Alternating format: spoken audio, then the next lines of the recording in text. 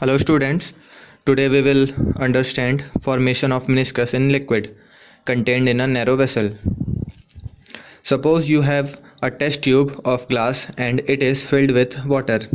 Now you expect that the topmost layer or surface of water or any liquid you fill in the test tube will be flat, that is horizontal. But if you watch it carefully, as you can see in your screen, you will find it is not flat, it is depressed.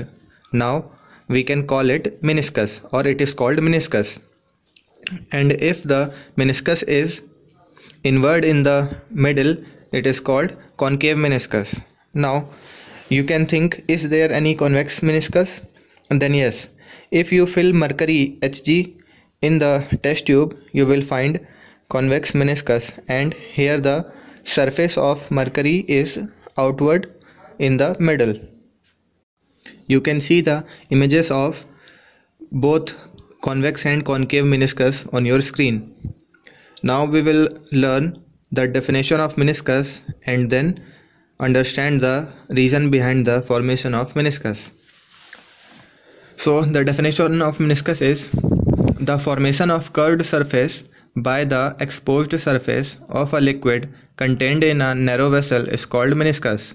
Or in simple words, a meniscus is a curve in the surface of a molecular substance when it touches another material. Now we will understand the reason behind the formation of meniscus. Adhesion is responsible for a meniscus. You know, water has fairly high surface tension. So the water molecule attached to the molecules in the wall of the glass beaker, and since water molecule like to stick together, when the molecule touching to the glass cling to it, other water molecules cling to the molecules touching to the glass, forming the meniscus. They will travel up to the glass as far as water's cohesive force will allow them, and until gravity prevents them from going further. In case of mercury, you can understand it as, if the liquid molecules stick to each other better than they stick to the container, then convex meniscus is formed. Now we will understand it in a very simple manner. You can see the partition in which first part is concave or water meniscus and the second part which is convex or mercury meniscus. So in concave meniscus, the molecules of water have far stronger force of adhesion. You know what is force of adhesion?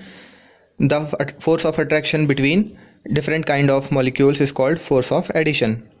So the molecules of water have far stronger force of adhesion with the glass surface and a weak force of cohesion amongst themselves.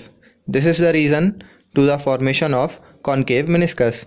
Now in convex meniscus or mercury meniscus, the molecules of mercury have a stronger force of cohesion. You know what is force of cohesion? The force of attraction between same kind of molecules is called force of cohesion.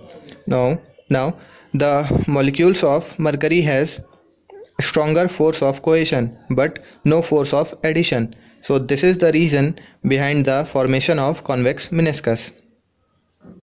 Okay, thank you class.